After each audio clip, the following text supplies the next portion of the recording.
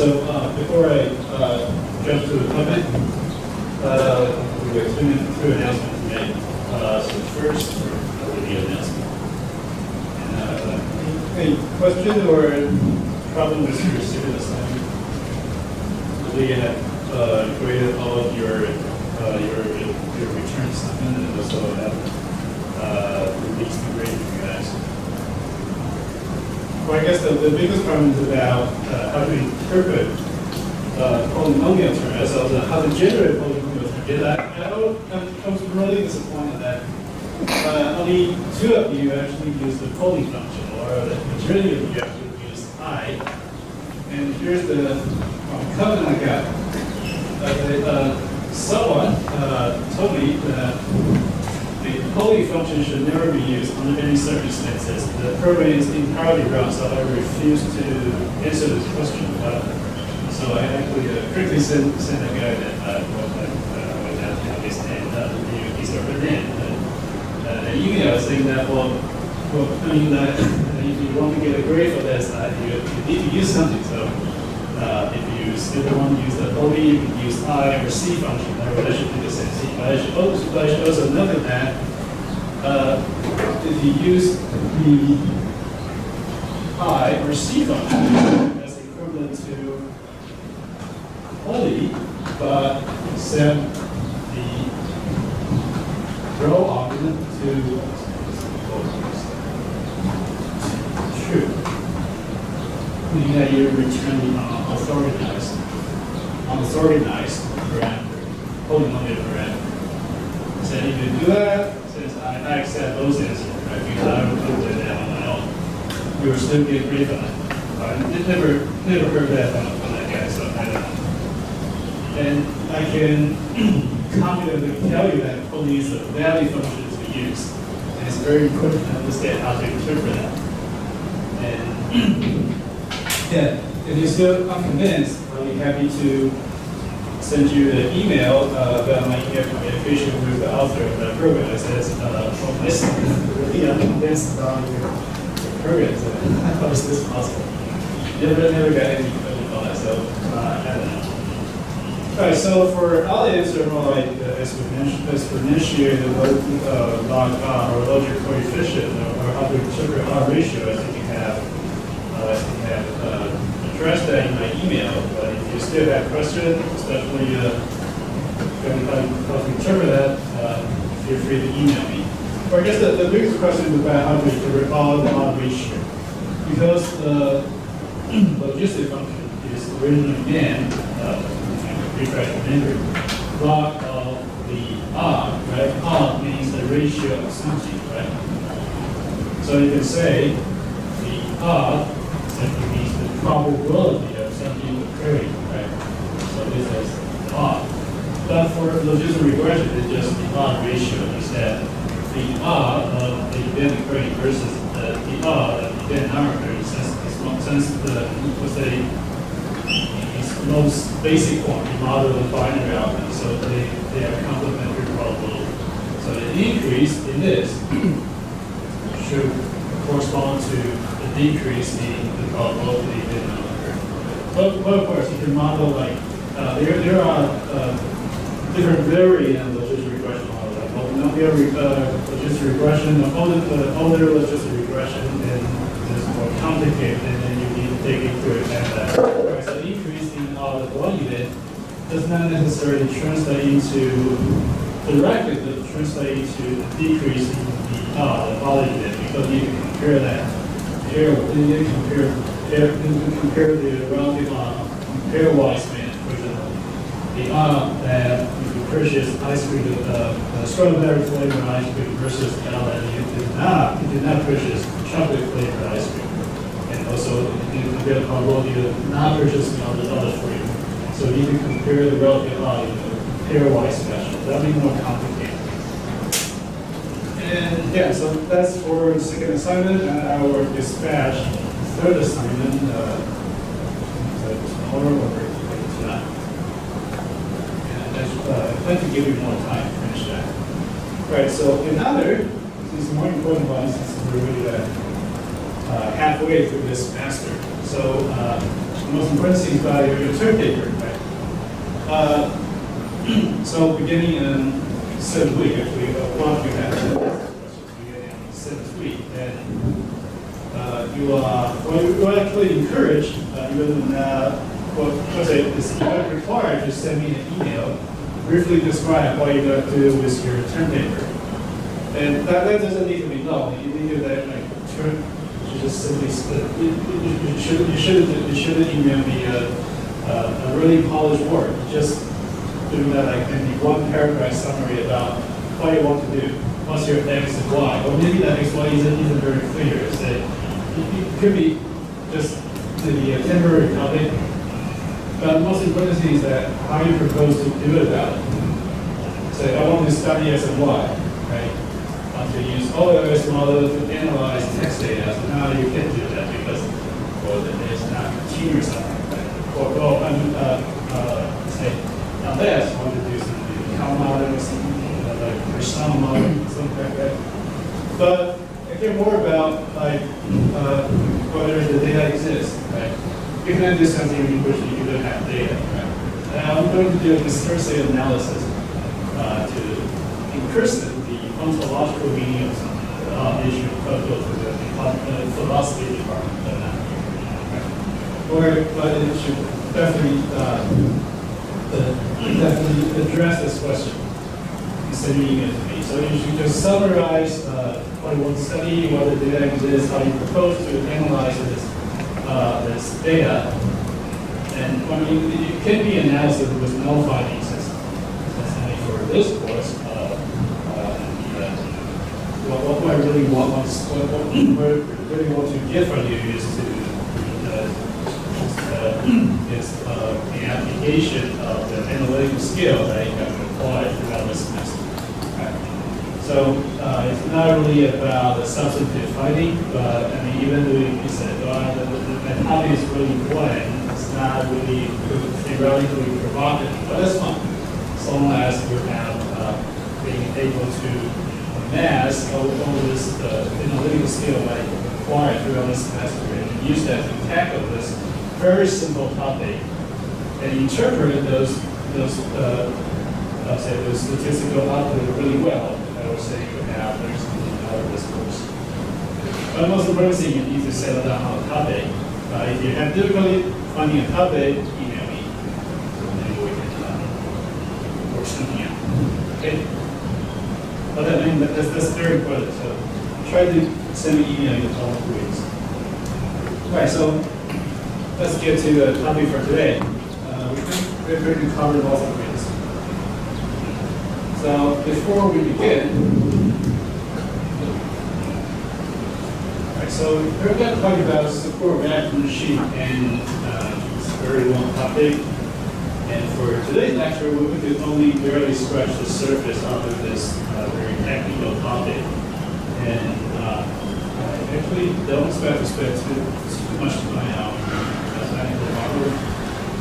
But then we were shift gears, right? Talking about some really basic data processing skill and missing data interpretation using K-nearest neighbor. Very useful skill that you can transport that to other domain, other data science domain. And then eventually you're going to play around the scale of a very widely dropping of data with Pokemon Go.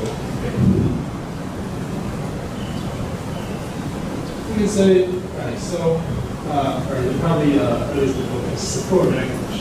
I probably support other statistical models, but not this one. So, or maybe you can add against. The reason is that you can't. I mean, that you could say I not support using support language, but you cannot say against support language. But support here means an object, for example. If you have an object or a numerical vector, it has to be a numerical vector. That belonging to the subset of the domain of some real value function. That's why I say it needs to be some real value, some real numerical value. That contain an element not mapped to zero means that there's no zero element.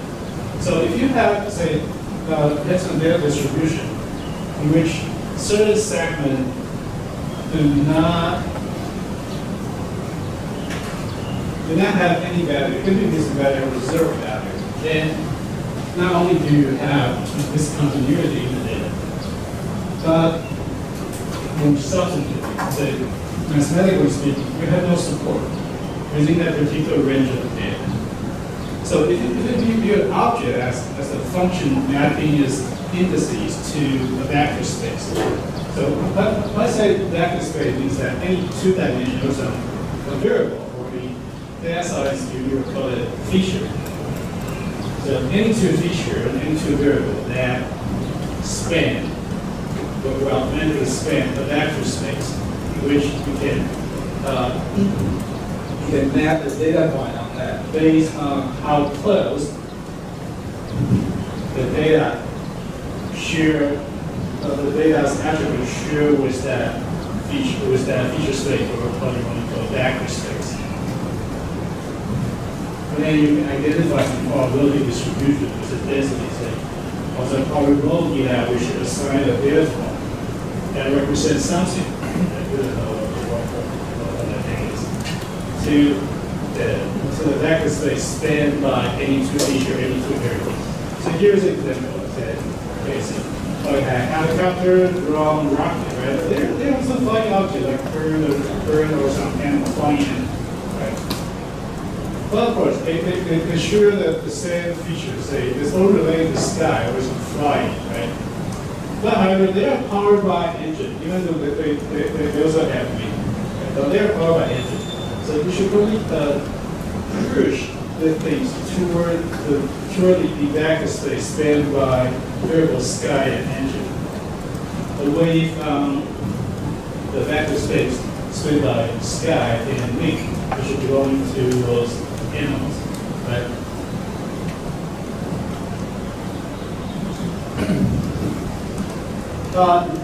For vector machine, we say they're usually used for mostly. You don't have to see people using that on unsupervised learning, meaning that the model does not really have a really distinguishable label. They do not have a label. They're supervised machine learning model. You know, they have manually created a label. You know, the label you're assigned to in the data. They're formally defined by a supporting hyperpoint. But here, let me clarify something. The SHP is the abbreviation for support hyperpoint. But I have to read all the text where people actually turn the S as separating hyperpoint. Or exactly the terminology when I first learned this SHP. But over the year, I see more and more people use support hyperpoint or supporting hyperpoint. But I think that means the same thing. Means that you create a hyperpoint that separate those data points into several distinct groups to the best you could. And separate those data points based on some observable feature, or simply some feature in the data, which can be best be used as a separator. Separate data points. So for example, imagine that you're most of the senior students and you're a grad student. So imagine that when you were a freshman first entering into the class. So the most distinguishable separator should be gender, right? You see that, okay, girls talk to each other, boys hang out with each other. So I kind of separate the two groups. So the best separator.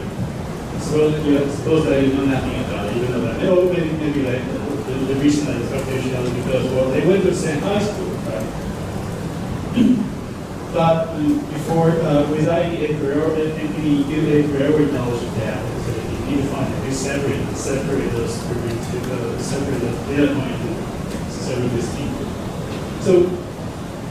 So given, that is to say, given some label training data, so this is going to have the data frame, right? Observation 1, observation 2, 3, 4, right? And then you have label, or simply you're depending on. So this belongs to group 1, yeah, belongs to group 2, group 1, group 1. Then the supporting hyperplane, so the SVN, support vector machine algorithm should output the optimal separating hyperplane is to categorize this data into distinct groups. And in two-dimensional space, but because any two variables create a vector space. The separating or the supporting hyperplane is actually a line. It should be a straight line, mostly. We call this the arm marker. It should be a straight line, dividing the plane into two parts with each plus. So here we have two plus, lying on two different sides of this hyperplane. But however, if you have maybe one in 3 dimension, or maybe in cases in which the data point intermingle with each other. So for example, use the freshman example like that. So that maybe like man and woman actually mingle with each other. So it would be really hard to simply project a straight line to separate them out. So and for that, to output an optimal supporting hyperplane to separate them would be the test would be more demanding, more technically valuable. So we begin with the easiest example. So you want to separate these two data points. What will you do? It's two group of data. This data point into two groups. What should we do?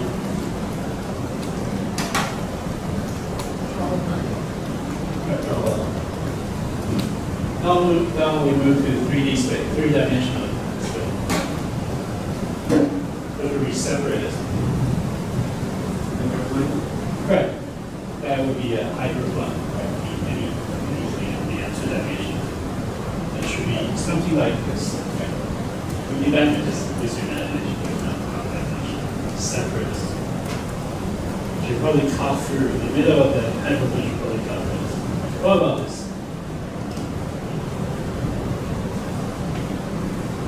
It's that there will be hollow, right?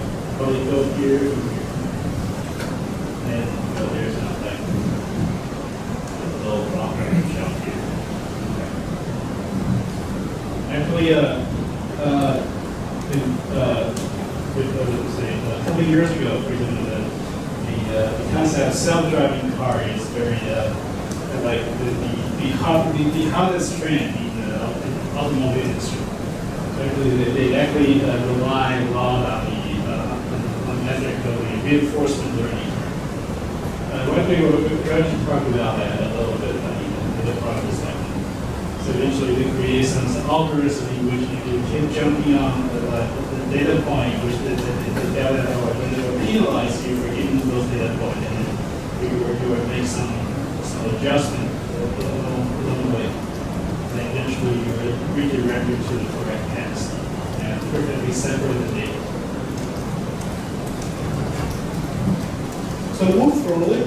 So first set the data point is a real data space. We want to find a supporting hyperplane for the SHP that perfectly separate these two parts. So here we can see that, okay, so we simply draw a line separate this class, right? But there's a couple of data points actually lying on the SHP. And in the picture to your right, you can see that actually there are a couple of data points that are being misclassified, right? This one shouldn't be here. They actually belong the circle should probably belong to the group lying on the lower lower left instead of being here. Also, you can see that the widths of this SHP are quite different. This one is really narrow. Well, this one is wide.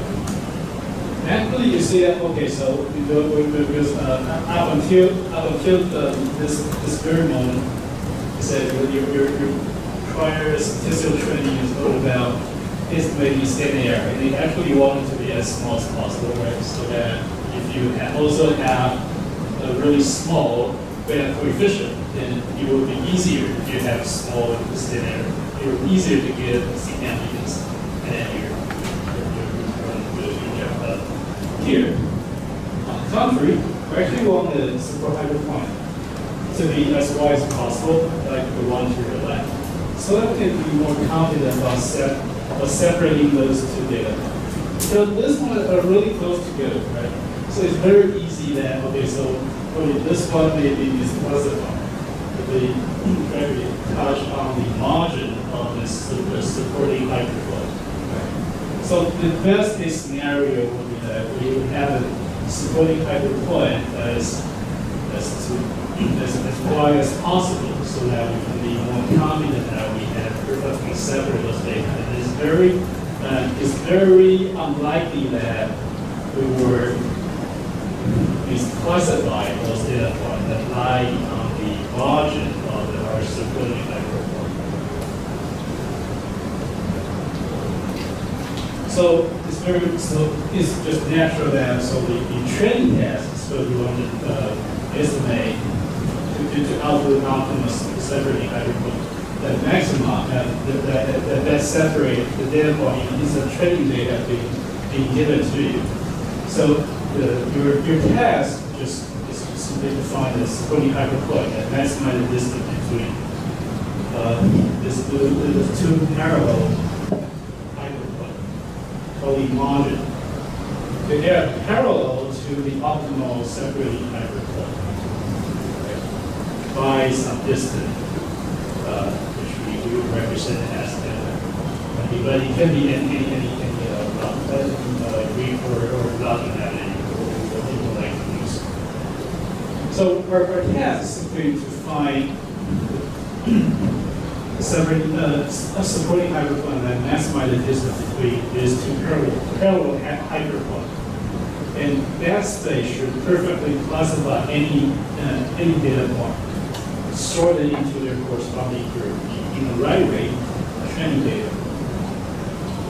So here we're going to do that.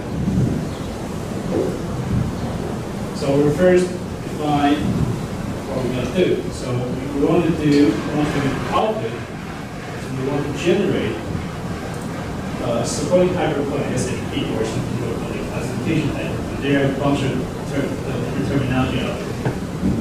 Okay.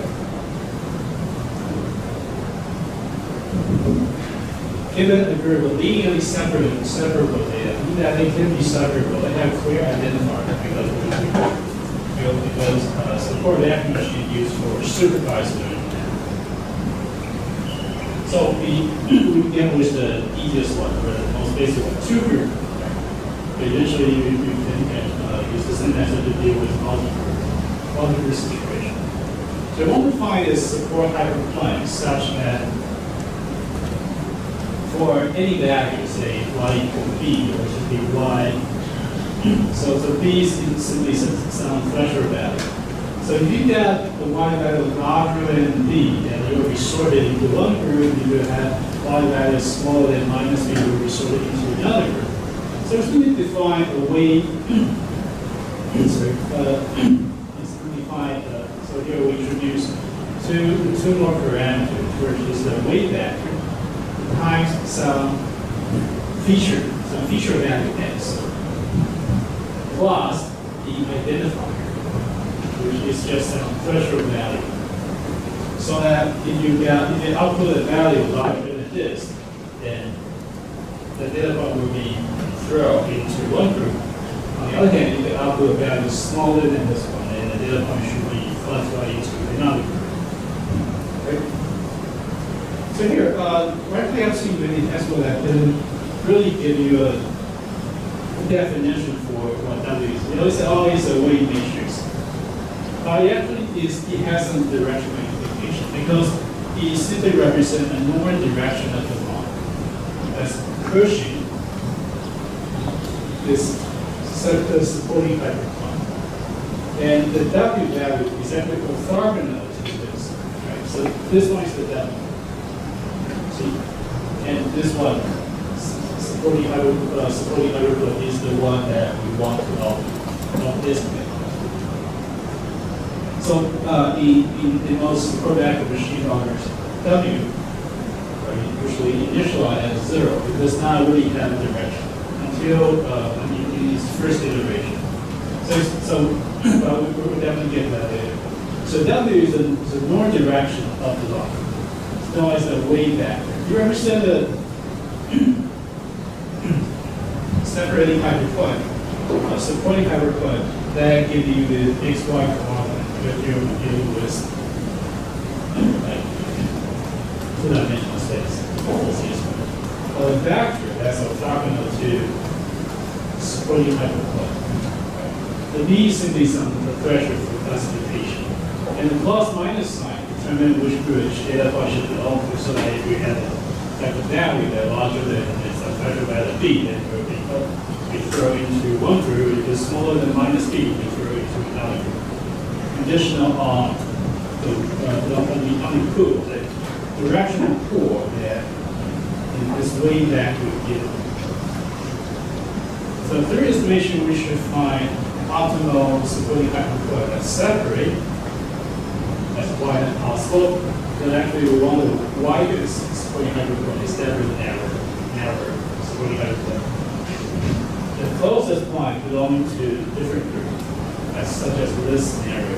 So if we were able to find the optimal supporting hyperplane, and even distinguish the correct group of this of any two data points that's closest together, then there should be an optimal supporting hyperplane. But they also want to maximize the distance between two data points going to different. So you can actually tell, when you have to jump to that part of the lecture, so we're actually facing some trade-off, right? We want to maximize the distance, but also minimize the error, classification error.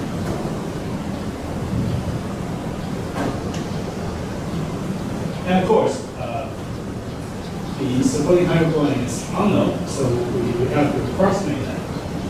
So we have to work this backwards. So we first create two parallel lines. So we do this here, H1, H2. Two parallel to the optimal supporting hyperplane that we want to find, but including some additional parameter, which we generally do not estimate. And also, they can use different Greek or Latin letters to represent it. So here, just use delta. Then we label each group. So the 1 or minus 1 is definitely meaningless. It's just some constant. Meaning that if we have a value larger than that, we store it into one group. If the value is smaller than this, minus 1, we store it into another group. So far, it's still the same. Then we can calculate the distance between these two parallel lines.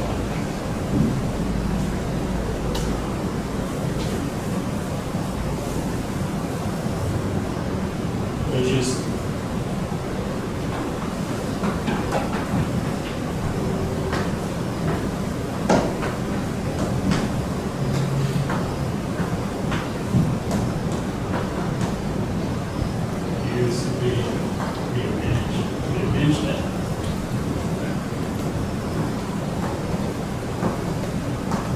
since we actually want to get the distance, so we use the absolute value.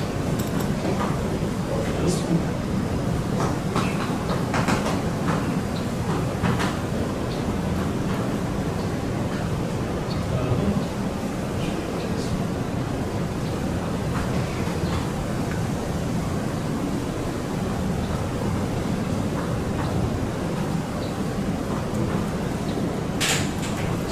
We have this. The total width of the margin is just distance of this function of h1 minus the distance of this function of h2.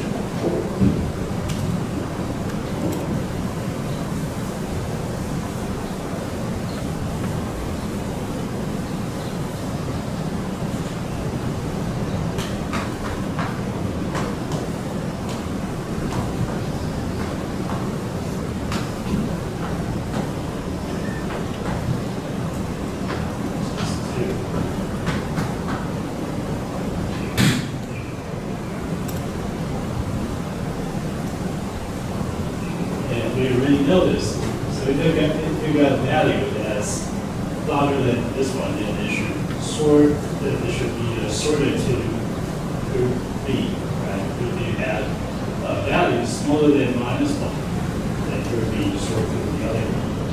We call it -B. And we can actually combine these two constraints to walk. Here, we actually use a symbol that will give up to represent this. It defines the functional margin of supporting hyperplane. So given the total distance to D, which is the calculated effort, just this one minus this one.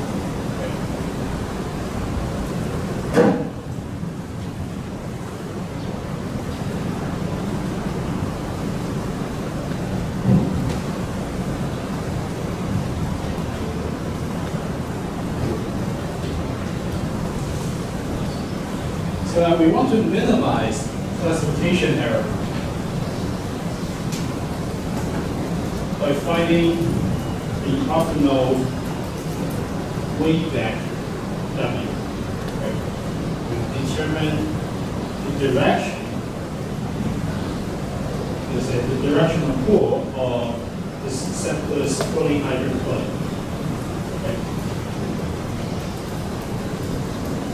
But here, we also know that, okay, so, but it seems that we use actually the W squared to represent it because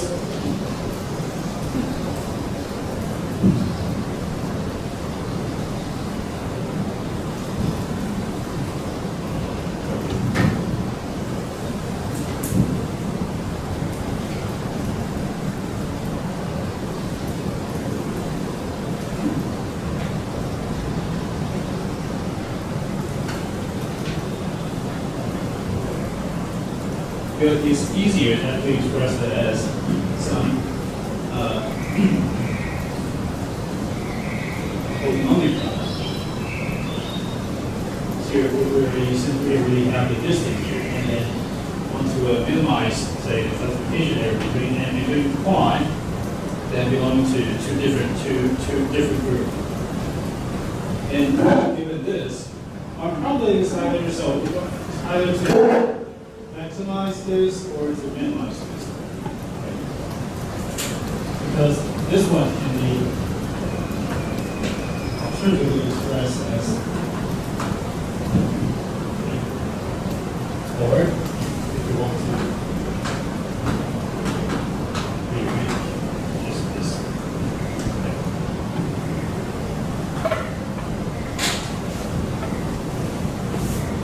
So here, the problem can be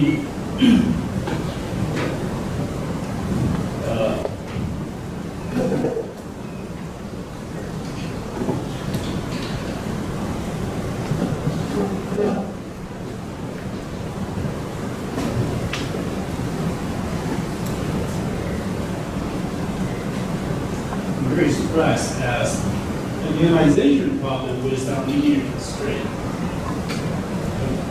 We want to minimize this. While given the constraint, which is the functional margin of the supporting hyperplane we have, then we know that it must be larger than or equal to 1, right? Just some constant. So here we have some duality. So this duality, there's a dual meaning that fluid is solution. But no, it's not. It's going to be means that.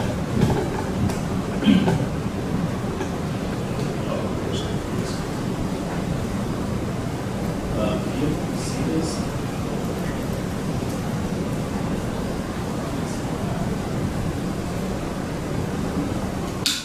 So before we get down to the following step, I'm going to show you the duality.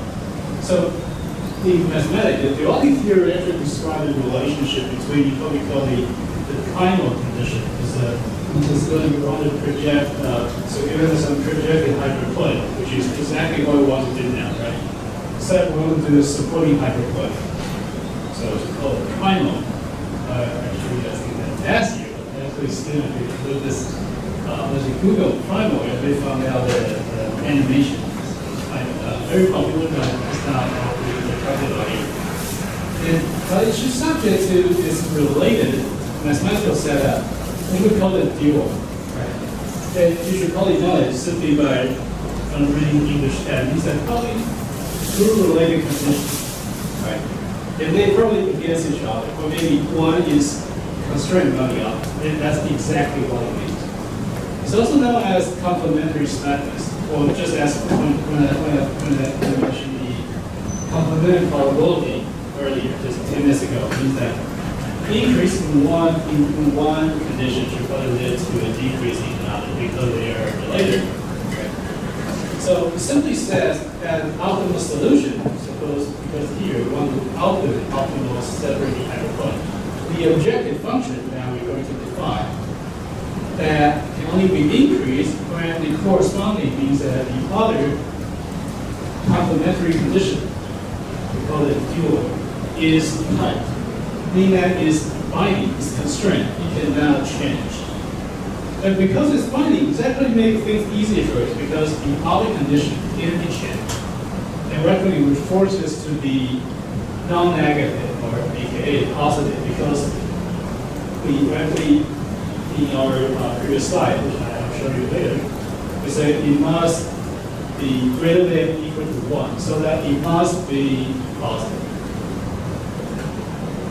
So it actually says in optimization problem like the one we had, it consists of two mathematical setup, related mathematical setup, in which the variable in one condition are complementary to each other. We can say it's related to each other, and it is for one condition is allowed to be slack, meaning that it can change, or it can be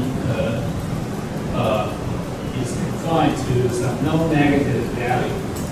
That means another condition must be binding here, we actually force it to be 0.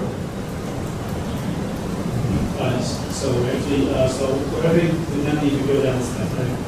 It only says that, okay, so we have the two conditions.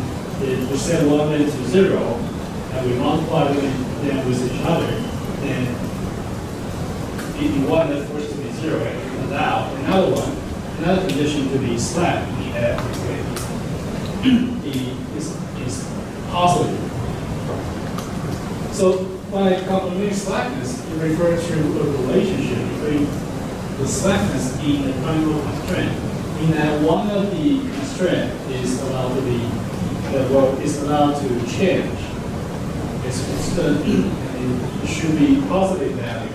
When the other one is binding, it is 0.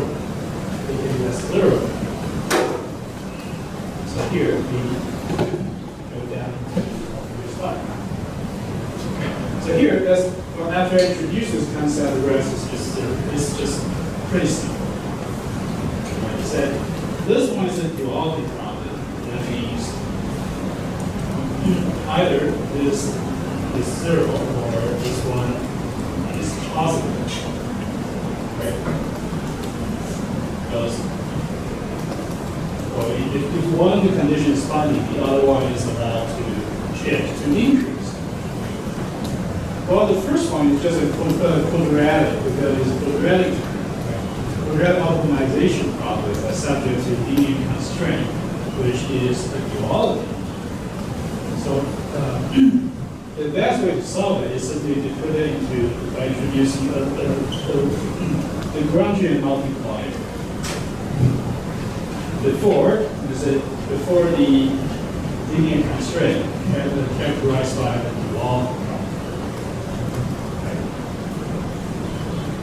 Then, so that we can minimize, so this is just a constraint optimization problem, in which we optimize through minimization this quadratic optimization problem subject to the constraint of duality.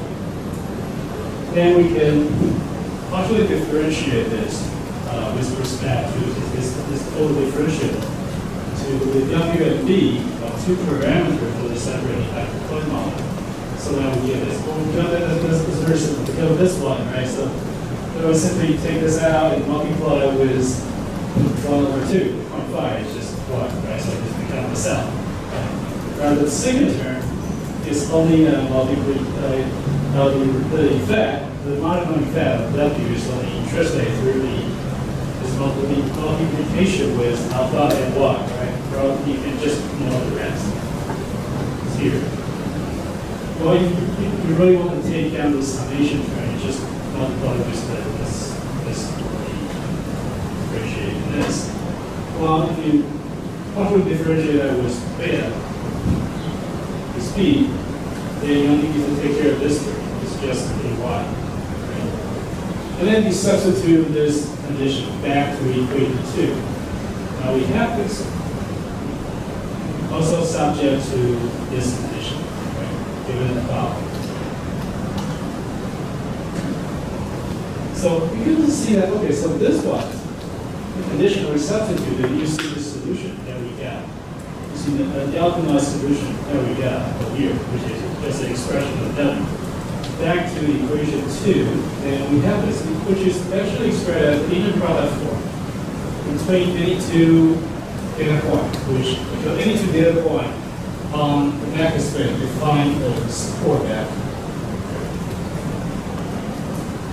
And this can be solved using programmable programming. You say, well, I'm not entirely clear what this is all about. Okay, so we were getting to that for objects. And we can also solve for beta. Because y, right, y was previously expressed as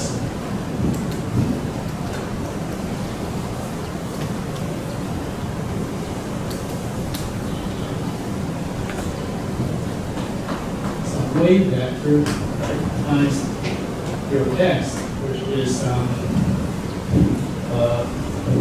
separating feature, right? Gender or something like that, plus some measure that. We also know that W can be expressed as this, right? So the AYX. So this term eventually comes down to this, and then through rearranging we can get the threshold value. And you probably know this since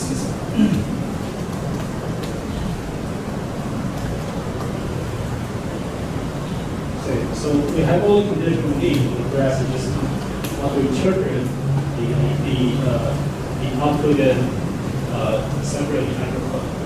Well, since we know that each data point on this vector space defines a support vector, and any two support vector they determine so the two support vector lying on vector space they have a distance, right? You can calculate the distance, and then with that you can get W of B, wave vector, and so the direction. That give you the x-y coordinate, which will be wave vector. And then with those information, you can also calculate B. And the threshold vector is separated data point. And we can also solve for the optimal parameter data. Since given complementary slackness, we know that this condition must be binding. Right? This is equal to greater than or equal to 1. That means this is high. Okay. So in order for alpha, which is the parameter associated with the Lagrangian multiplier, in order that to be non-zero, the other condition is binding. Right? And then also it has to be non-zero because, well, in order to translate the effect W of B here. Right here. It cannot be 0. Right. So this is what the one is all about. If one of the conditions is binding, the other is allowed to be slack. So that here, alpha is allowed to be slack. So it must be positive in order to translate the wave vector in pressure to the coordinate in order to correct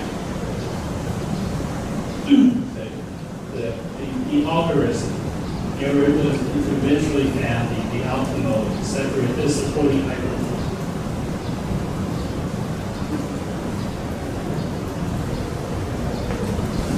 So say, well, I'm still not really clear what's really going on here. And so I will use that to illustrate. And this should what the graph is really not together. Or because it's stupid. So here's the band. But it's supposed to be straight. I don't know what really don't know what happened here. Okay. So that's work from the very beginning. Try to think through this now from the perspective of, say, this mathematical model, but just simply imagine that you're programming something. So before there's also you're given the data, right? So and you are the machine. So eventually, initially, the weight vector doesn't really have any given numerical value. Usually initialized at 0. So the W, the weight vector is so you assign the initial coordinate, xy coordinate. Right. And so it gives you some directional clue to the imagined supporting hyperpole that we want to investigate. In order to separate data that belong to different group from each other. So you say, okay, so for initial pool, say we're pull in this direction, which is kind of good because you're able to separate most the data point into two groups. There's only one is plus or like the other. Then you would use this information given to you, right? So you equals x and this one coordinate, and then feed it back to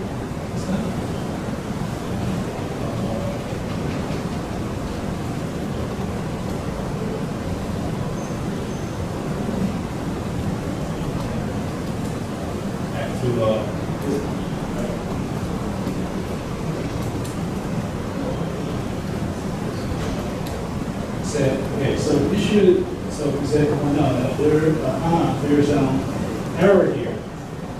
We should probably pull the supporting hyperpole little to say to the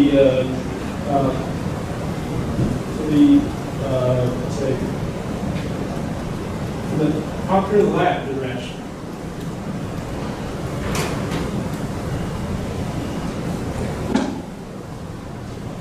They give you this hint, so you should put this in the upper right direction. You were to take this one out. Okay.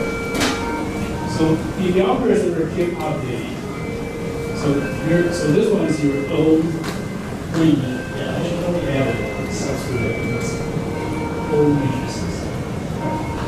So you should make some additional adjustment, given that they're happy, given that if you're output your initial supporting hyperpole has been specified data.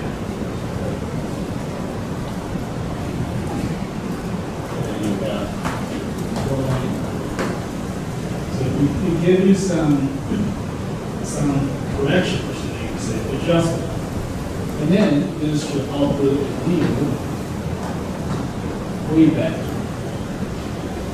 So that this is your first one.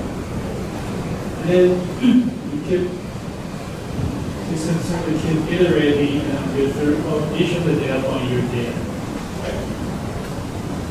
Until you have iterated through all the data and you all have the correctly classified.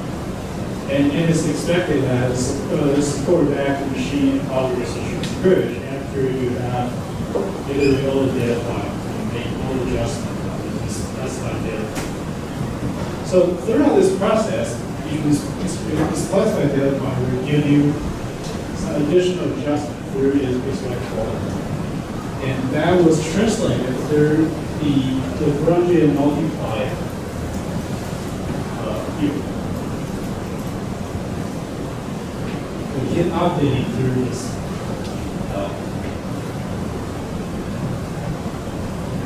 just suppose you have, say, 1,000 data point, and you have to iterate through 1,000 data point, and so you would give you like 1,000 objects. So before closing, before they can break, I want to use some recent example of illustrators. So, have anyone been watching the, or maybe me that's interesting, this, the Russian-Ukrainian war that's going on right now? It's getting brutal every day. Okay, so there's the British Ministry of Defense announced that, okay, so they have supplied the Ukrainian army with their well-known Starstreak missile. So eventually, so then like 2 days later, they announced that they hit, right? They hit the airplane and shut down the Russian attack outcome. But the most interesting is about what happened now earlier, 100 or maybe end. So I want to use this example to illustrate how this updating algorithm work. So because this missile is actually guided by some laser beam, meaning that so after your radar will fly the target.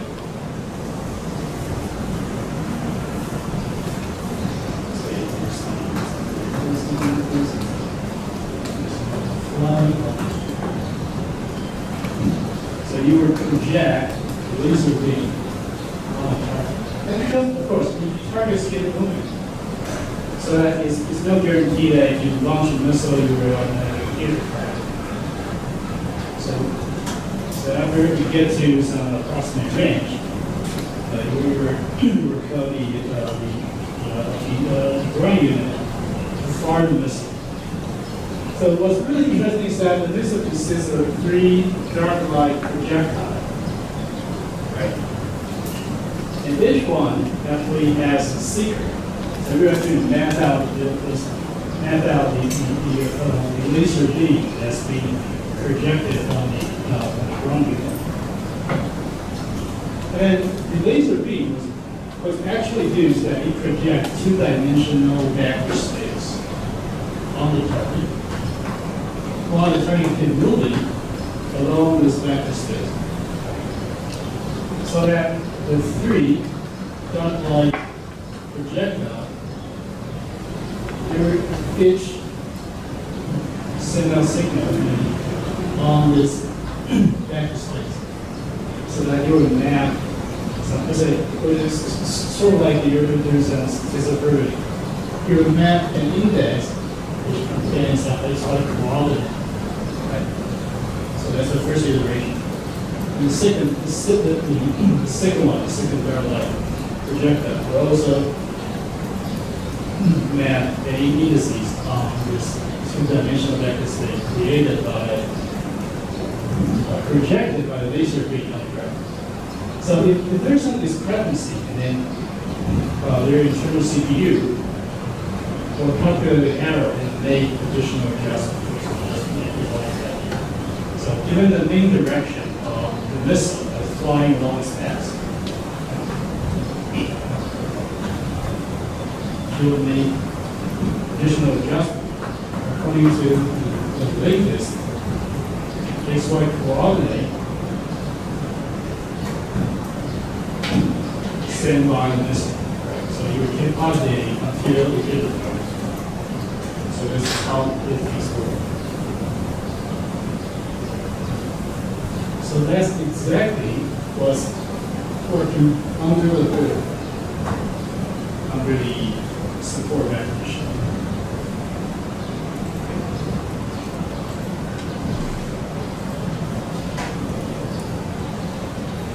Right, so up until this moment, we have finished describing the what most researchers were called a card margin, because here we actually working under the really big assumption, the really bold assumption that all the data points in the data set, they are linearly separate. Right? So here you can see those graphs that we draw here are just linear. Right? But sometimes the distribution of a group of data point actually really messy. It can intermingle with each other, which will require us to define the supporting hyperpole. That is not linear. There should be some curve, right? And that's where the polynomial and the quadratic function that we learned comparatively can be of some use. All right, so we're taking this way up.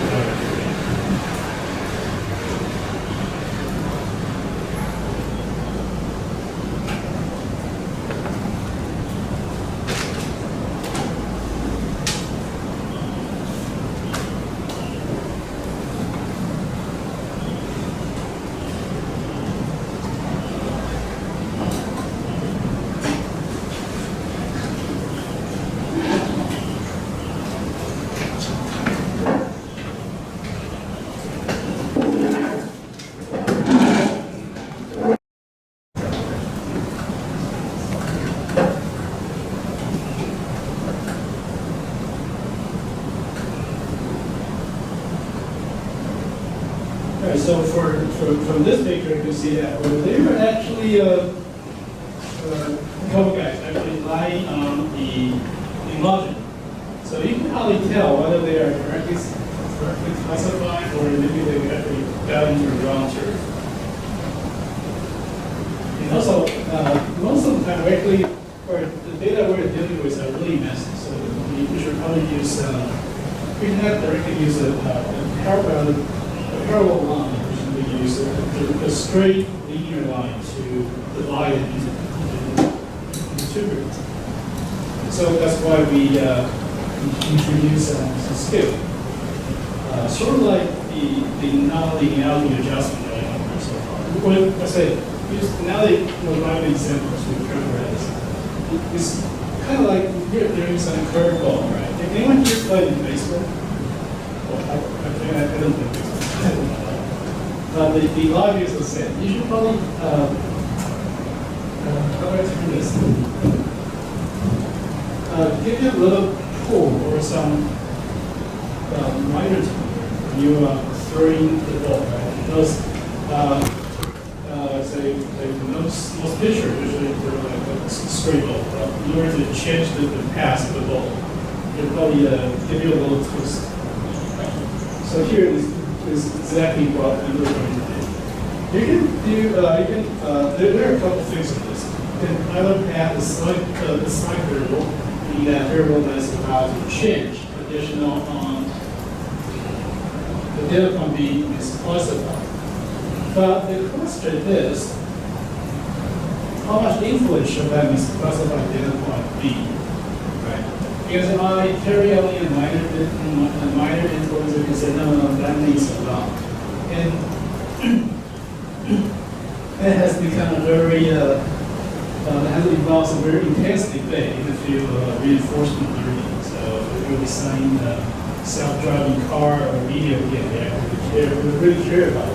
So or because if you're running to a guy or you're doing something aggressive to drive this car, not the right car, in a serious matter, they say, no, if you incorrectly hit an object that you're not supposed to hit, that should carry serious consequences. So you should have a lot of penalty associated with the slide variable. Or simply use a kernel trick, and that can create some curvature around this misclassified line, so that we can define a really good nonlinear classifier.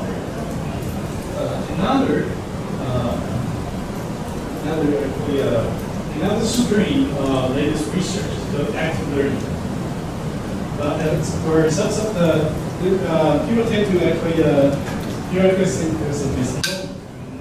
And also there are some people they actually use fancy or like human-computer interactions because that was it's actually a very easy concept.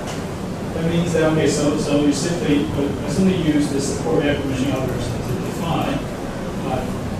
To simply generate a very simple support vector machine algorithm. And then I project my classification result on the screen.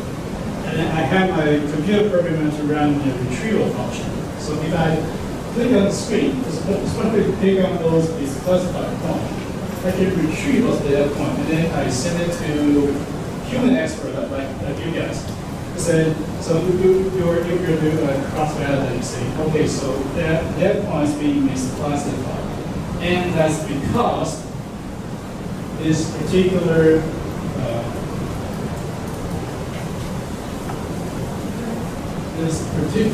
variable, which we use as one of our feature.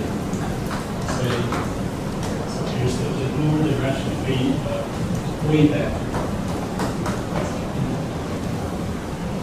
So this probably is not a really appropriate feature to use for this classification problem. Or you can say, we should probably assign some value of x more weight in order to get a classification result more saving.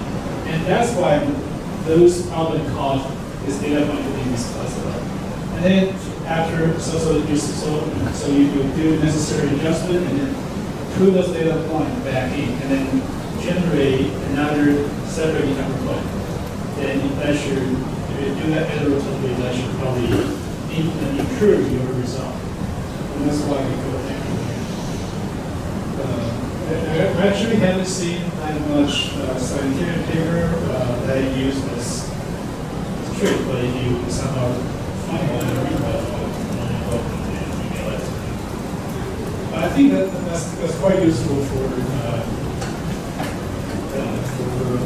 business intelligence, because they call us human error, which you will need to talk to your team member to improve your application performance. So here, for following lecture, we stick on the first one. Introducing a select variable. Whatever proposed by Boser contains in that leak, and this one invented the supervised machine. So we propose the following optimization problem. So you see here, the function actually looks quite like the lesson, the question that we learned 2 weeks ago. There is a regularization parameter, but here we just put a cost function. So the magnitude of C determines how large the penalty is when we encounter these classified data. And the rest is just the same. It's just a functional logic of the variable. But you can also see that the zeta, which is our select variable, or that measure the penalty associated with the data point being misclassified, is actually wrapped inside some function. Then that's the kernel function. We need to use that to generate some contour and map those data points. So, to recap, so C is just it represents the cost function for subset for set of these classified data points, and each of them being called a select variable. We use zeta to capture this. You shouldn't be a stickler for those three different things or the Latin letter, because the other paper I've seen people using things not like machine. But anyway, so it's just you can use as many Greek or Latin letter you want, and just use that to denominate the concept. So we simply add this loss function to the harmony, which is the traditional core vector machine function that we defined earlier. So again, the purpose is just the same. So in order for a point to be identified and be correctly classified, we definitely want the function module to be as large as possible, so that if you has a value that's more than this one, then that should be sorted to one group. While they have the value smaller than, say, that and this, then we sort it to the other group. the positive, negative on this line. So it's on the left, that would be negative. To the right of it, that would be positive. So we determine which group this particular data point should belong to. And then the optimal condition for these for support vacuum machine function was soft margin. It looked just like the one with the hard margin. But you can probably tell the difference here. The difference here being that it has this cost function that regulate the penalty associated with those misclassified data. Also, you see that because the penalty determines the upper bound of the Lagrangian multiplier and how the consequences of this misclassified data point should be translated. By how much? I mean, should be translated to our classification function, the support vacuum machine, and by how much? So we only influence this by including a selector that has some possibility for this classification of the model, and impose the upper band on the Lagrangian multiplier. So, I mean, this is still rather abstract here. Not abstract here, but here I would use another example of this graphical example to illustrate this. So you can see that for value, you have a zeta value smaller than your margin. That means it's inside the margin. Then, of course, because you follow the conventional definition that we give for support vacuum machine, we actually want those values to be outside the margin. Right? Because we want the margin to be as wide as possible, right? So we want those values, those correctly classified value, to be outside this margin to the extent possible. So if they lie inside the margin, that means they are the violate, even though they are more or less correctly ordered, but slightly incorrectly classified.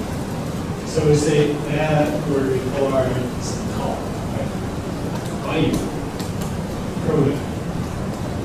But for zeta values completely outside, and also on the wrong side of the supporting hyperplane, then that means they are misclassified. So here, we'll talk a little bit about how the slack variable work, the zeta. They actually capture the influence of this misclassified data point. So, okay, so it's somehow like the radius, right? Mean that so if you're so you determine how the contour of your supporting hyperplane should look like.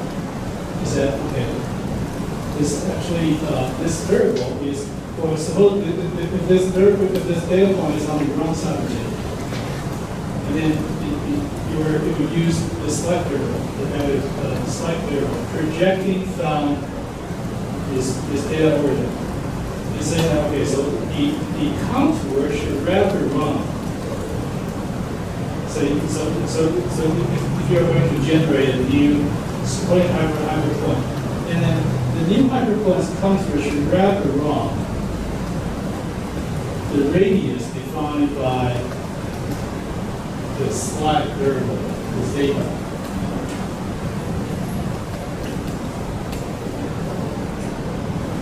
Well, because this data point is being misclassified, so that you should adjust the contour of the supporting hyperplane a bit to accommodate this point.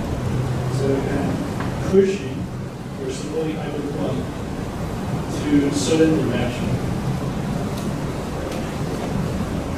So you can easily tell that smaller zeta, that means that the influence of the locally misclassified data point is small, right? Whereas if it has larger value, extremely large, that means the influence is large, and you will probably push the supporting hyperplane farther than a certain direction. But this also make our optimization test more involved because now we need to tackle with the W, the Lagrangian multiplier. We also need to find a good combination. And of course, they also train a combination of value of hyperparameter. So now what's hyperparameter? We're going to talk about that in finance. But there's some trade-off, so we need to find a good combination of gamma and cost function, and each serve different purposes. So the gamma best separate the verb data, while cost function, the greater the better gamma, the minimize classification.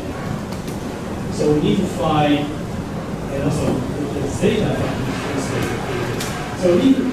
So this can the optimal combination of these two parameter can only be identified through some research.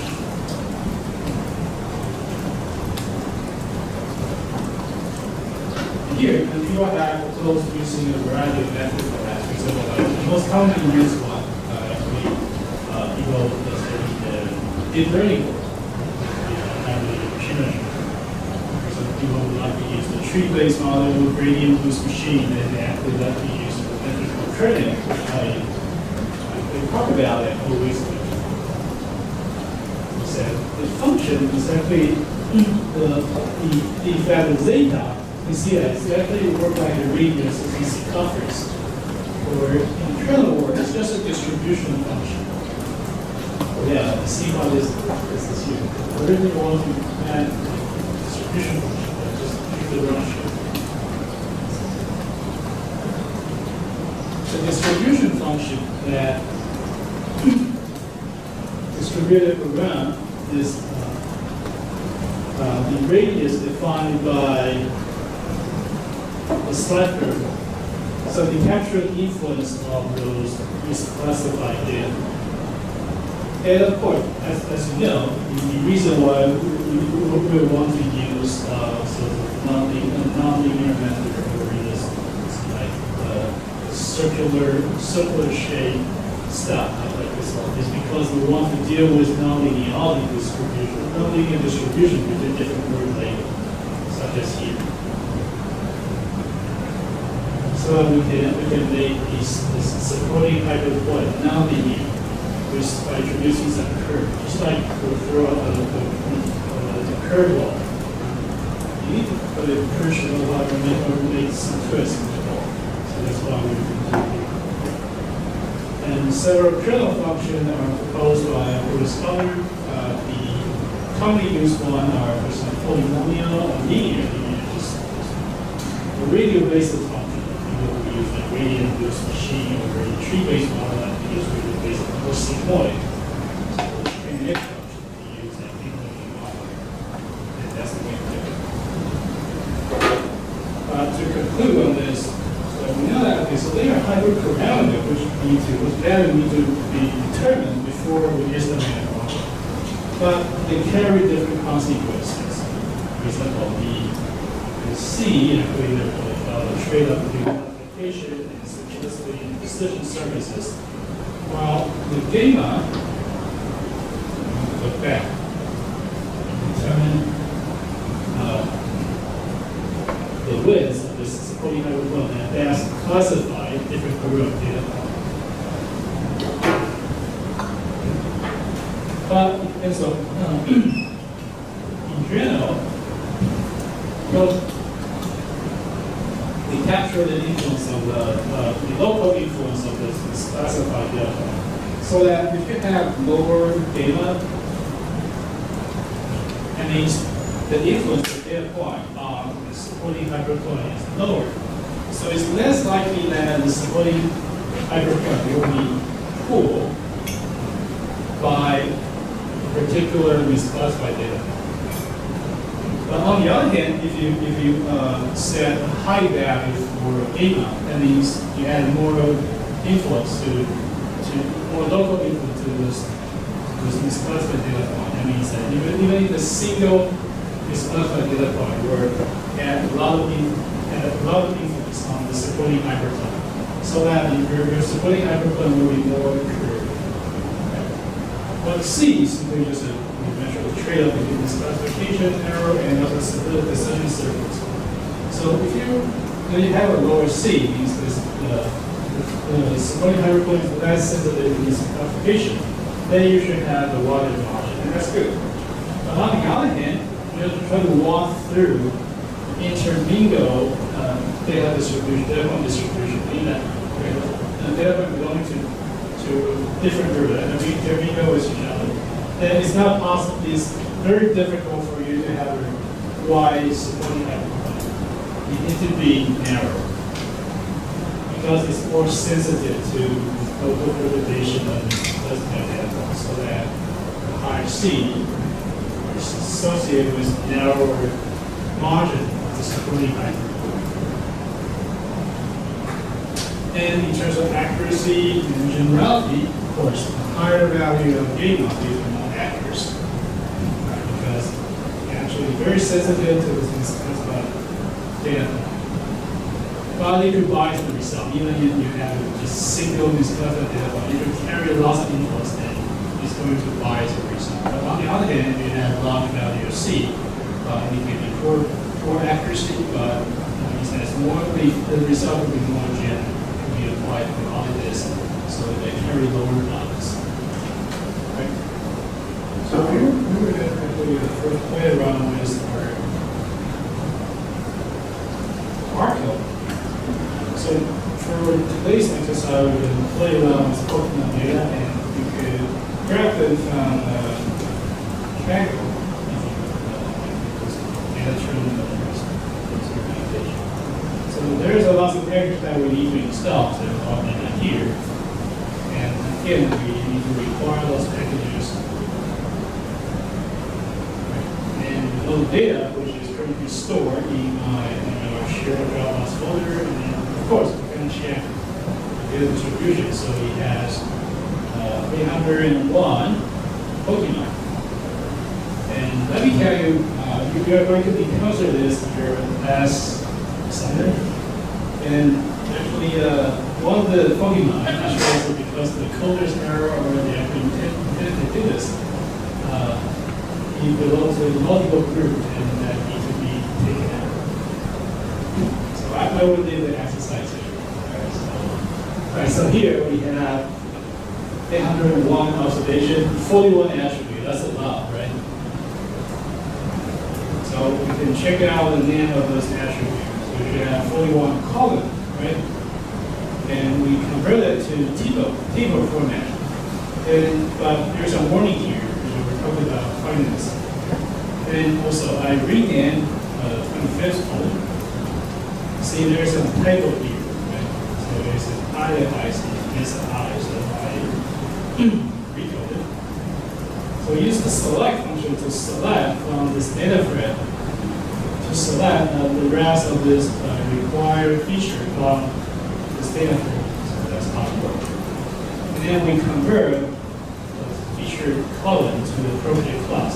So we convert it to factor class. Then check out data distribution.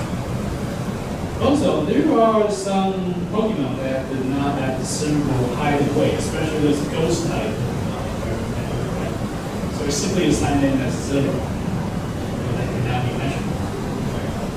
And then we use the constant function to check out how many NA still exist in the data, because we cannot do this kind of perfectly with NA value, otherwise you will return your error message. So constant means that column sum. So something as use this choose false function. The name means that whether the data, whether the column inside this data thread has a data value, and then the column sum will add that as true and false, and show this answer. Right? We say, okay, it's only this percentage male has a name. Since we are not going to use it, so that's fine. Then we only So we only retain those observations that do not have missing values. So we use the complete cases, the function to subset the data. Okay? And because we are going to do some data conversion, so pick out the column that we're going to use as our dependent variable, or something, or a label variable that want to do classification on it. And so we temporarily generate the as y. So you can assign it as anything you want. So since we are going to add that later. And then we convert some of the variable which we want to follow through processing as numerator. And then we call it dummy variable function. So dummy variable function will generate all this column into dummy variable based on the formula provided. So the rest of the graph, let's look at that, is that the grass is even variable, all other variable in there. So you would create a dummy variable column for each of this inside this except then we use the predict function to apply this change on our original data. So this is how we work. First, use some pre-processing scale, and then set the processing function, and then develop the vector the method you want to use, and then apply the pre-processed object on predict, and to apply this function on the data set, on the data frame that you want to convert. Now we have new data, but to do that, you need to convert it to data frame function. So now we have one hot encoding. Yeah, we're going to talk about one hot encoding. So that we include, so that we have a new data set that include additional column for those finally coded data. So it has more column than the original data.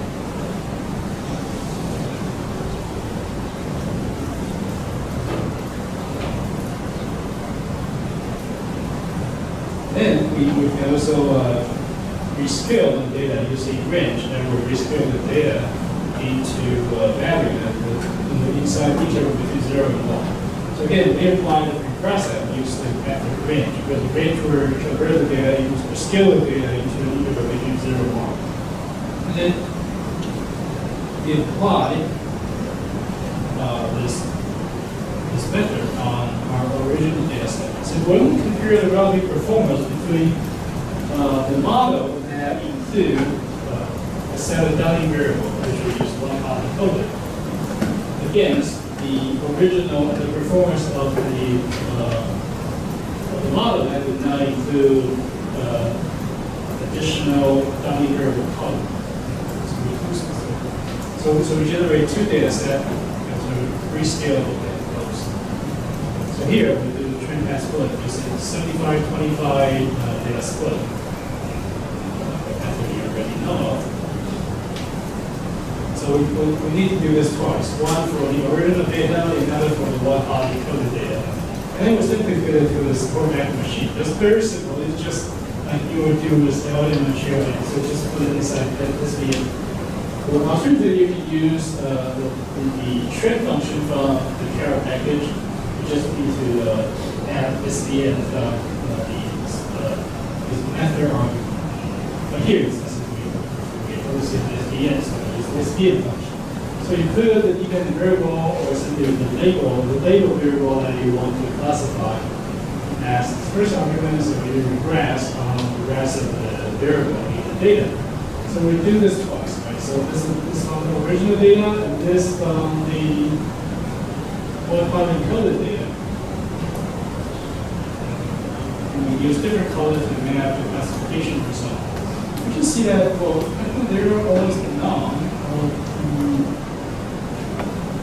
the Pokemon that can be classified as legendary Pokemon. That's true because we only have 6. Well, by the way, so there's a very simple and easy to use assumptions is that if you want to check the data distribution of a variable, say how many category it has, the first distribution is just simply puts it inside paper, and it will generate as paper. And then you say, all right, so what's the prediction accuracy? Prediction result, or performance of the model which I just trained using SBN. So again, you can say, all right, so what's the consequences of using the trend model to make prediction on trend data versus what's the consequences of, say, using a trend model to make prediction on testing data? See that. Here, we're going to plot the confusion matrix, and we were actually getting the 4 weeks. But here, just quickly tell you what's going on. So I want to compare my predicted result against the actual result.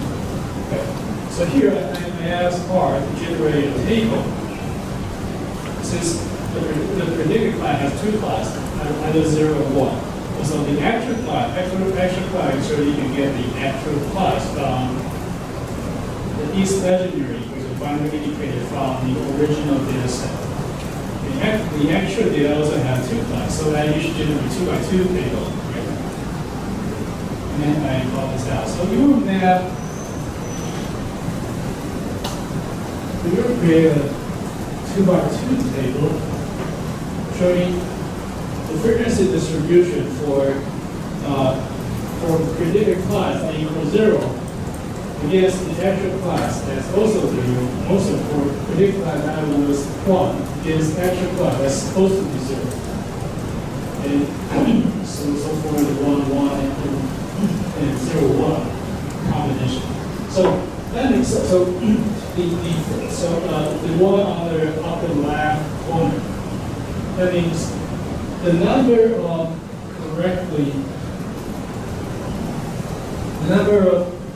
correctly predicted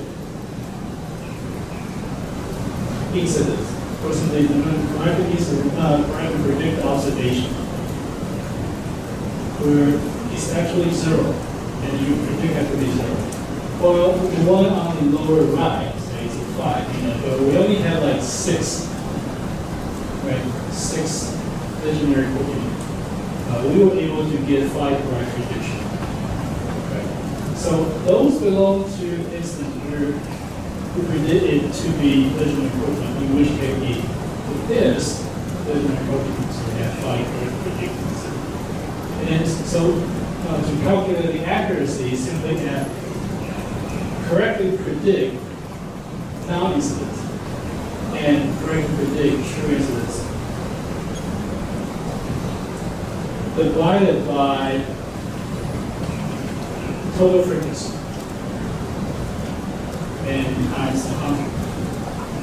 Since this should be measured in percentage terms, so it should be multiplied by 100. So we have 99.8 prediction accuracy.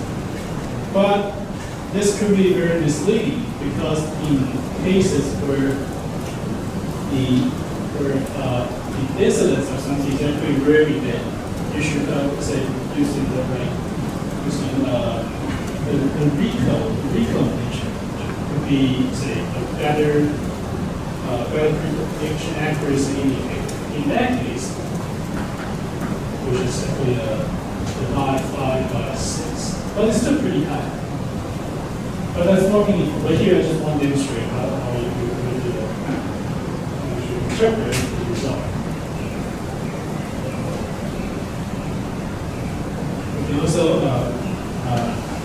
do something similar with trend data on the trend model and testing data. So the result actually prediction accuracy is actually even higher. Okay? So once we finish out the lecture by going through the one-line code. So one-line coding is really hard, right? It's really pretty simple. It's just a process by which in which the categorical variable are converted into binary scale and become the column or aka a variable of their own. So so that we increase the dimension of the data, or simply increase the feature, the feature in our data. So, let's say, what does that mean? So again, we're going to use the ice cream example. So, for example, suppose we have in our original data, we have a column called flavor. Right? So we have chocolate flavor, caramel flavor, vanilla,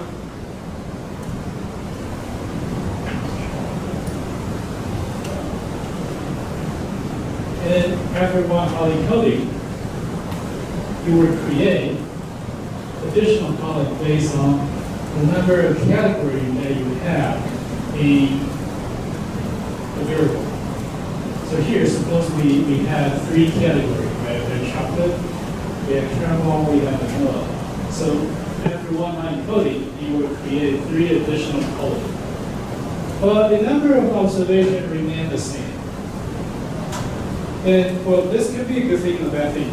The good thing is, well, now you have one additional column that you could serve as additional feature, given that if the feature is really important. Right? But the bad thing is, if you have a really small data set, then you probably don't have enough observations to give a statistical significance. If you have too many irrelevant features, for example, like this one, and you could actually make things worse. If this feature are sparsely distributed, so most of the observation is 0, then that's bad. Probably people won't have enough information about those. So how if the one-line encoding number of features increase, and another related consequence is that okay, not all features are useful. So how do you do that? For example, you can maybe scaling, or maybe using the principal component analysis, or maybe using the maximum scale that you just deploy to rescale to find out informative feature. Usually we get to hyperparameter too. So in statistics, hyperparameter, as I said, they should be distinguished from model parameter, which estimate. Hyperparameter is serve as a prior. Means the prior distribution you believe is data past. And they can help you in this most value. They can help model, you can have your model to give the best optimal model parameter. Sorry value. But of course, since it's prior, means that almost serve as a belief. However, something that you believe, you should behave this way, right? So that it should be given prior to the estimation. Or in other words, it's simply the value that control the behavior of the model in which you believe, or how the model will give the best optimal model parameter, which you assume that it will give the best result, the best model performance. For example, like weight and bias, how much weight you should put in this model. For example, like the active learning example I said, well, this data point being misclassified because we didn't get this particular X value in that way. For example, we say if you do a population survey, it's going to highlight the elderly people, the student response survey, so that the elderly population, they're receiving too low weight on the survey, so we should probably assign in more weight. Well, they will only know this after the fact, right? For a number of split point, tree-based model, number of help-out, number of complete pass-through training data, the learning grade, hidden layer, as we learn different model. So the process of identifying the best, so evaluate hyperparameter that would give the best model performance on parameter tuning. And this can only be achieved by looking through different unique combinations of those hyperparameters and then compare the predicted value. Notice that the combination of hyperparameter that would achieve the best model performance And the other thing is that what do you mean by unique combination? Number of unique combination. Okay, that means that the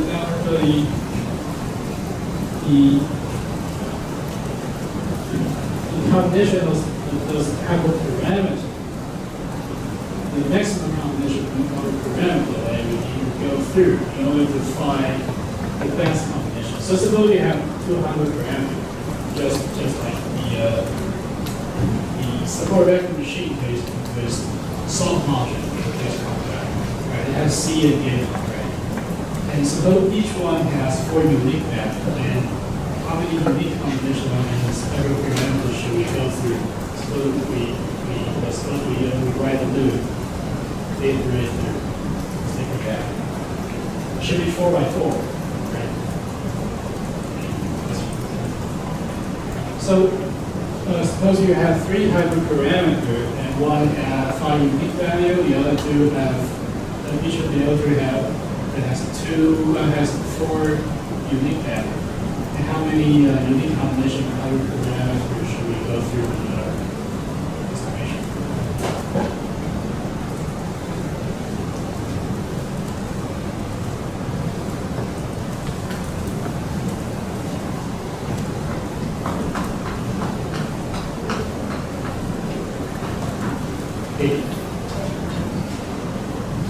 The increase with the number of hyperparameters you have and the number of unique value they have. Each of these hyperparameters has.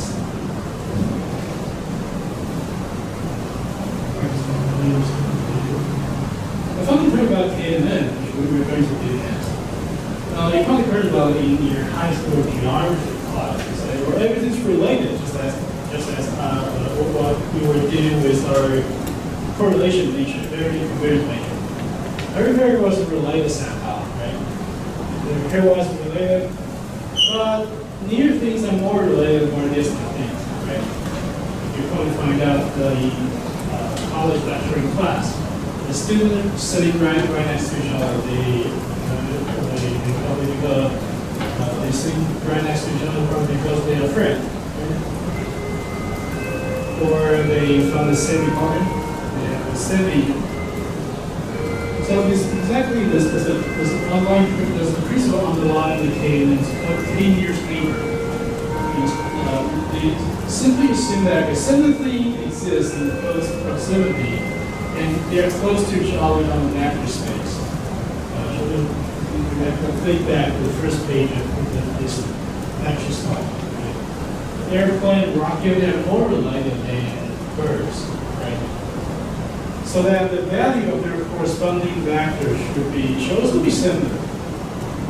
And this could be a useful thing for imputing missing value. For example, if you have a data that they're missing value, so today you can do a labeling problem which directly before you want to do some support vector machine learning, the supervised learning, so you can provide those missing values with an appropriate label.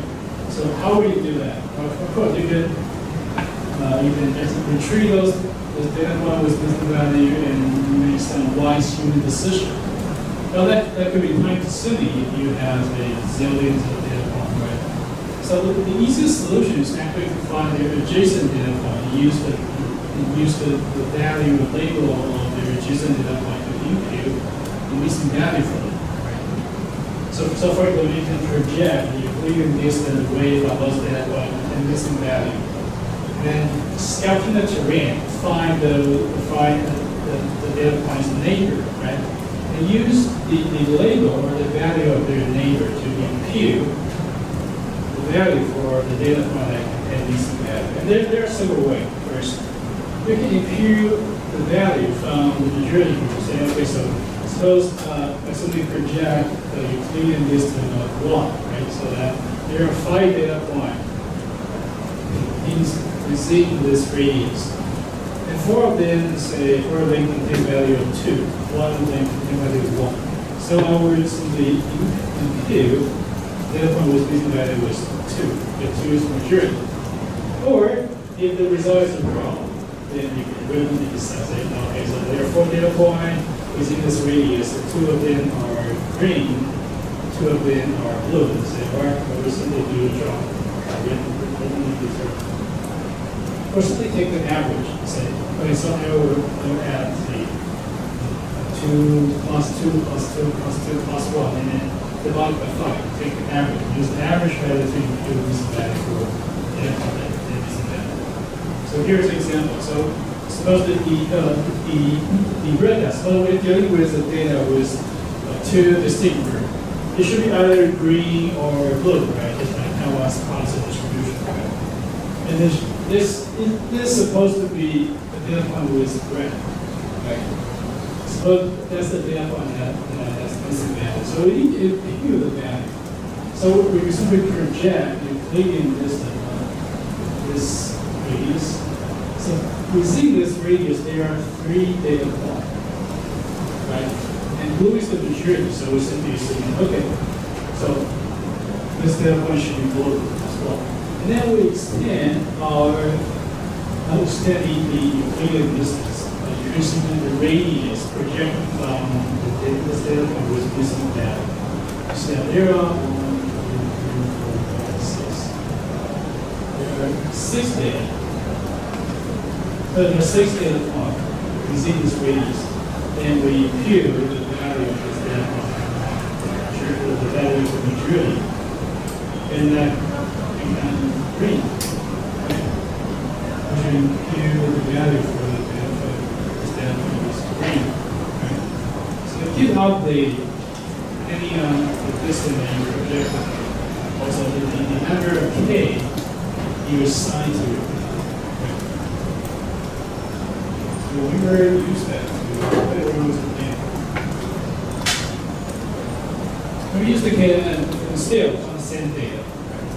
The only different thing is that we need to install one additional packet for I and then you don't to use k and imputation. And of course, there are a couple ways to do this. The easiest one is to simply use a pre-processing method, but here we know that we should use the k and impute in the method argument. And also note here, I'm sorry, some students suggest this to me. I also encountered this problem earlier as well.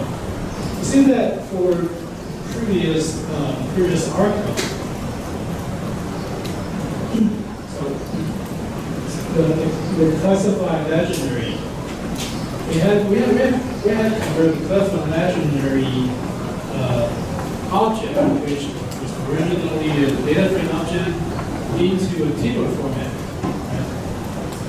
But in previous command, we'll find out that actually you can directly use this inside preprocessing function. But here, if you change the method argument to k impute, then you would need to apply a past data frame around this object in order to make it into a strict data frame object. For a reason that must be yummy. I don't really know. Because there have been friends that suggested to me that, well, they actually work on their computer without having to involve with that data frame. So what's wrong with their computer, for example? And for me, I say, you run this on my RStudio, and say 2 out of 10 times that it will work. But 8 out of 10 times that it won't work, it will just send me an error message. So to be on the safe side, you should just wrap around with as data frame. Make sure that the pre-process will interpret it as a data frame object, not as any class. Okay, so the rest is the same. And then we apply the pre-process object to the data that we want to use to apply data and impute. And we generate new data frame, generate new data, and we generate the outcome variable. And then we rescale data to between 0 and 1. And then after that, we add the dependent variable back in, and then do trend test split, simplify what we call trend test split. And we put it into SDN, do k and impute. And we compute the prediction accuracy. So the rest is just the same. So here, close this exercise with the multi-class prediction because so far we have been dealing with classifying binary data. But of course, most of the time we need to deal with data that can be included more than two categories. So this is exactly this data science is really about. I want to classify their type. But of course, Pokemon, actually they can have multiple classes, usually two classes. For simplicity sake, so I only want to use the primary type as their type. So here I use the an opportunity to break it up.